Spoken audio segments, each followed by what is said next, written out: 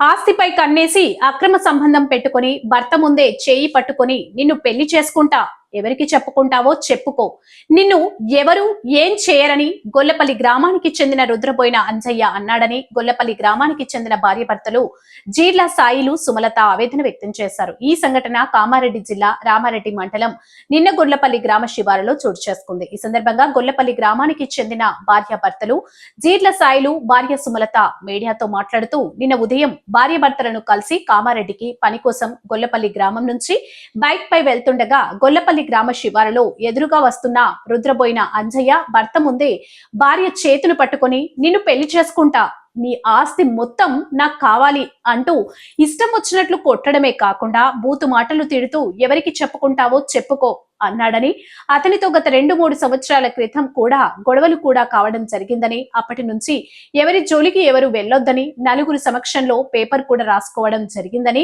కావాలని నిన్న మళ్లీ గొడవ పడడం జరిగిందని, మా యొక్క ఆస్తి పైన అతను కన్నేసి ఆస్తి కోసం మా భార్య భర్తలను చంపుతానని బెదిరిస్తున్నాడని, అతనితో మాకు ప్రాణహాని ఉందని, భార్య భర్తల మధ్యలా చిచ్చు పెడుతున్న రుద్రపోయిన అంజయ్య పైన కఠిన చర్యలు తీసుకొని మాకు న్యాయం చేయాలని వేడుకున్నారు. నా చేతి ఎందుకు పట్టినవురా, ఏం చెప్తాను అనుకుంటున్నావు అని ర్యాష్గా మాట్లాడి ఇద్దరం మీదికి పోయినాము. నా పెళ్ళం చేతి పట్టినావు, నేను ఏం చెప్తాను అనుకుంటా, ఎన్నొద్దులున్నా దాన్ని వేసుకుంటా, దాన్ని ఉంచా, నేను చంపేసి దాన్ని వేసుకుంటా, ఆస్తి కావాలని కొట్లాడుతుంది, షాప్కి కూడా ఆస్తి కావాలని కొట్లాడుతుంది, పానభయం ఉంది, నన్ను ఉంచాడట, ఎన్నొద్దులున్నా నన్ను చేసుకుంటా అని మాట్లాడుతున్నాడు.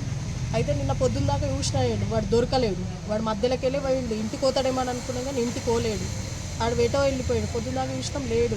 అయితే రాత్రి బండి సౌండ్ వినాగానే నేను ఇంటి మీదకి పోయినా, నేను వాడిని గుంజి గుద్దాలనే పోయినా, కానీ నన్ను లేడు, అని లేడని అలా భార్య ఉంది, నన్ను కూడా కానీ డోర్ పెట్టుకోమన్నది, పెట్టుకున్నాడు. ఇంట్లోకి పోతే ఇట్లా డోర్ చూసినా కానీ డోర్ కొట్టినా కానీ అది వెళ్ళలేడు, ఇక్కడెక్కడో తిరిగిండు. అలా భార్య దాడి చేసింది, నా మీద కూడా కొట్టింది, నన్ను కూడా కొట్టిన నేను ఆమెను కూడా, కానీ నన్ను కూడా మస్తు కొట్టింది, ఎన్నొద్దులున్నా వేసుకుంటారు అట్లా ఇట్లా అని మాట్లాడుతుంది. అలా ఫ్యామిలీ మొత్తం నా మీద పగబట్టినట్టుంది. నాకు ఎన్నొద్దులున్నా పానభయం ఉంది.